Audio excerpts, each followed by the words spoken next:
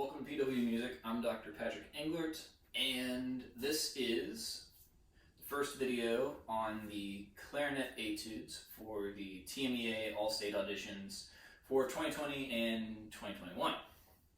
So these were released last week.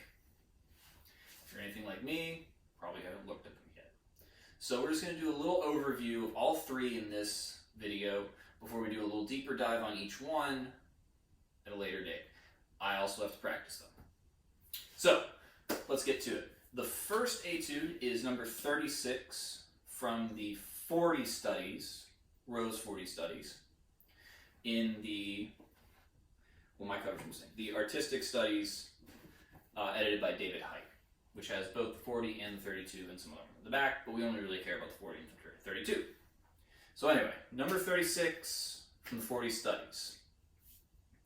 And this one is a two-pager, but it ends at the downbeat of measure 80. So beginning to downbeat of measure 80.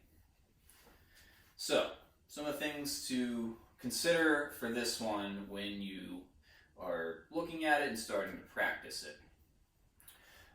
The main thing to remember with this one is don't rush. There are a few reasons for that. One is the articulation.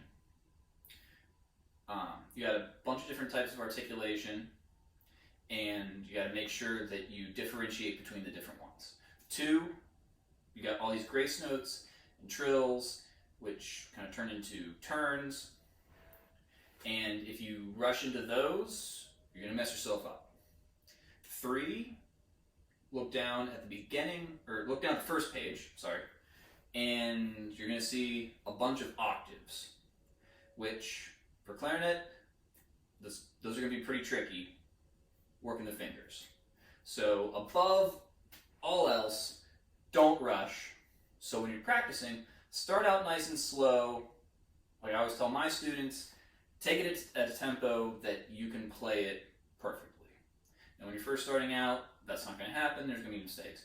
But once you get it in your fingers a little bit, take it at a tempo where you're not going to mess it up, and program it into your brain that way, the right way. So now, back to the point of articulation. So, as I said, there are a ton of different articulations in here. You got your staccatos, legatos, the staccatos with the slur above them, kind of a little bit of everything. So, as you learn it, make sure you're differentiating between all of those and not kind of just giving a general articulation. Following that, when you have staccatos or shorter articulations, don't splat it or don't beat the note up. You want to keep it nice and light, and think of the hippopotamus dancing ballet, like Fantasia for those of you who've seen it. You don't want to be really heavy and stopped, or else you're going to slow yourself down. And eventually, ideally you want this to be fast enough where using a lighter articulation like that, it's going to sound staccato. But we'll get more into that in the next video when we go in depth on this one. Let's see. Oh yes, let's touch on the octaves a little bit more. So the octaves are tricky on clarinet because you have to move around your fingers a lot, but we're also going over the break. So the tendency with this is going to be anxious about it because it's tough on the fingers, you're worried about getting over the break and everything else. Fight that instinct, use your air, keep it strong. Another thing that I always tell my students is fill up the gap between the notes. So if you look at the octaves, each interval, get a big space between the notes, imagine filling that up with air. Alright, now we're going to turn a couple pages back to Etude 32 from the 40 studies. And this one, again, we're not going to do the whole thing, play from the beginning to the downbeat of measure 49. So this is your slow etude, and this one has a lot to it. So don't put this one off. Don't say, oh, this was a slow one. We can wait till later. This one's got a lot of stuff in it, and a lot of it's pretty tricky. So the main thing with this one, at least for starting out practicing, is timing and subdivisions.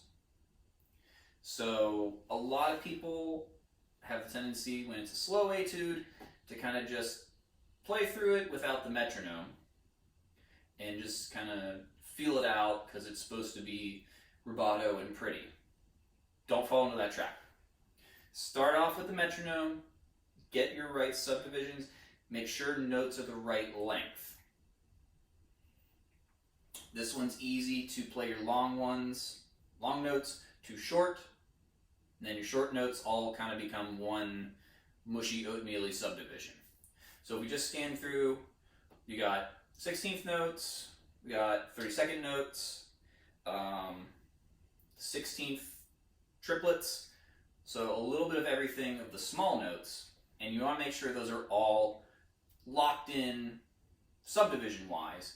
Once you get comfortable with that, then we can go and add rubato, but you still need to have the core of this is the subdivision, because that's going to help make your phrasing really clear and musical.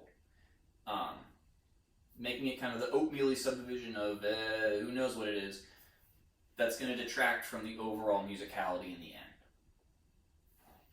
So now, when you start with the metronome, that's going to give you the solid core of timing and subdivisions. And once you get comfortable, then we can add rubato, which we'll definitely get into in depth in the second video.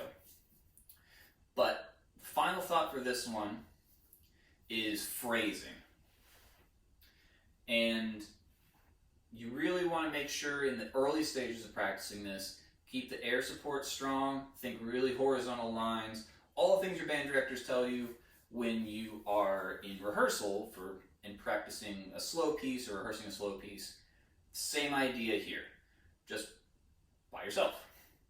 Nice, solid air the whole way through the phrase, and we'll talk about specific phrasing a little bit more in depth, but don't get caught in the trap of measure or note, note, note. Try to connect it as much as you can. The more you can connect, the better.